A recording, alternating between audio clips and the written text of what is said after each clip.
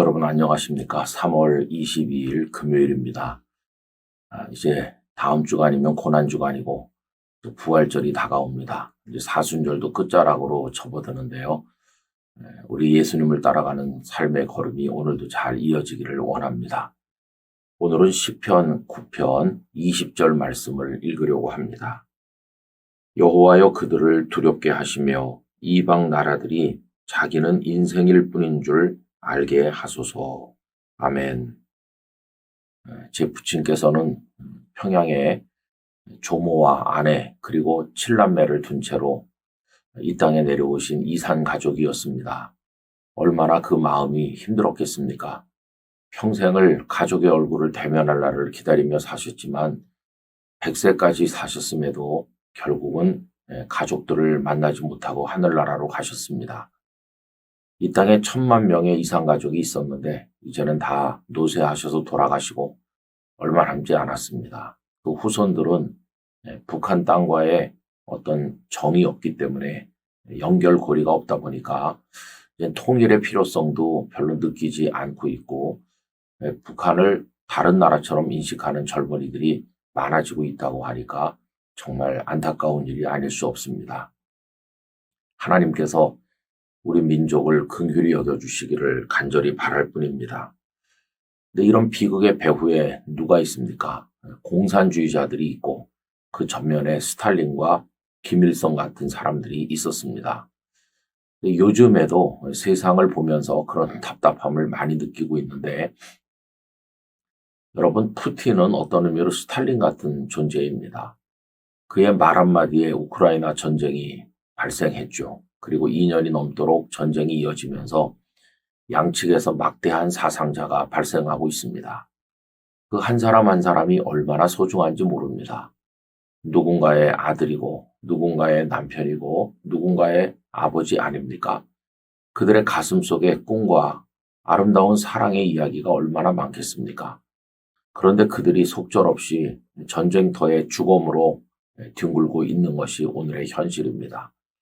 그런데도 푸틴은 확전을 경고하고 있고 그리고 핵전쟁까지 입에 올리고 있는 터입니다. 이런 사람이 종신 집권의 길이 열리고 마치 예전에 제정 러시아 차르처럼 독재를 하고 있으니 어떻게 하면 좋겠습니까? 여러분 푸틴만이 아니죠. 중국의 시진핑은 어떻습니까? 그는 장기 집권을 획책하면서 전 세계를 향해서 중국의 패권을 주장하고 주변 나라를 힘들게 하고 있습니다. 뿐만 아니라 선교사들을 모두 다 추방하고 교회를 핍박하는 또 다른 모택동이 되고 있습니다. 그런가 하면 휴전선 너머에 있는 김일성, 김정일, 김정은 이 3대 세습체제 그들은 어떻습니까? 김정은은 핵과 미사일로 우리를 끊임없이 위협하고 있습니다. 이런 국제 정세를 들여다볼 때마다 어떤 땐 화가 납니다. 하나님께서 그런 자들을 왜 치워버리지 않으시나 이런 생각을 할 때가 있습니다. 여러분 시편 9편에서 다윗도 우리와 비슷한 심정이었던 것으로 생각합니다.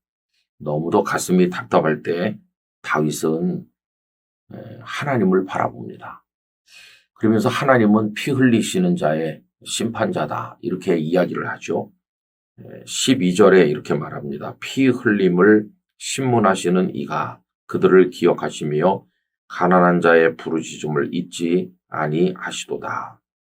그러면서 다윗은 그런 악한 이방 나라들을 심판해 주실 것을 요구하고 있습니다. 19절과 20절의 기도를 보십시오. 여호와여 일어나사 인생으로 승리를 얻지 못하게 하시며 이방 나라들이 주 앞에서 심판을 받게 하소서. 여호와여 그들을 두렵게 하시며 이방 나라들이 자기는 인생일 뿐인 줄 알게 하소서. 이렇게 이야기합니다. 이방의 집권자들이 하나님의 심판을 받게 하시고 이방의 그 통치자들, 악독한 지배자들이 자기도 하나님 앞에서 인생일 뿐임을 알게 해달라. 이렇게 탄원하고 있는 것을 볼 수 있습니다. 여러분 이 기도가 우리의 기도가 되기를 원합니다. 저는 나쁜 방향으로 흘러가는 국제 정세를 보면서 그래도 미국이 전 세계에 기여하지 않겠나 이런 생각도 해보기도 했는데요. 요즘의 미국은 동성애와 마약 등으로 무너져 내리고 있고, 그리고 또 미국의 앞날도 밝지는 않습니다. 미국을 의지할 수는 없는 것 같아요. 우리들은 그저 하나님만 바라볼 뿐입니다. 하나님 앞에 부르짖어야 되겠죠. 하나님, 우리 나라를 지켜주시고 이 국제 정세를 지켜주시고 악한 자들을 심판하여 주옵소서 간절히 기도해야 됩니다. 그런데 다윗은 오늘 이 시편에서 소망의 이야기를 고백하고 있어요. 하나님은 결코 방치하지 않으신다는 겁니다. 5절에 보면 이방 나라들을 책망하시고 악인을 멸하시며 그들의 이름을 영원히 지우셨나이다. 하나님께서 반드시 심판하실 것을 그는 믿고 찬송하고 있습니다. 오늘도 우리가 답답한 현실 속에서 하나님께 모든 걸 맡기고 기도하며 하나님의 뜻을 기다리는 그런 모습으로 살아가게 되기를 원합니다. 아버지 하나님, 이 지구촌에는 악한 지배자들도 많고 전쟁을 즐기는 자들이 있고 선량한 시민들이 그 와중에 죽어나가고 있습니다. 아버지 하나님, 어찌하면 좋습니까? 전쟁을 막아주시고 전쟁을 즐기는 독재자들과 피 흘리기를 즐기는 자들을 심판하셔서 제거하시고 이 땅에 평화를 주옵소서. 저희들은 힘이 없습니다. 하나님께서 개입하시지 않으면 해결될 수 없사오니 아버지 긍휼히 여겨주시고 북한의 악한 정권도 무너지고 백성들이 기쁨으로 살아갈 날 복음 통일의 그날을 허락하여 주옵소서. 예수님의 이름으로 기도드리옵나이다. 아멘.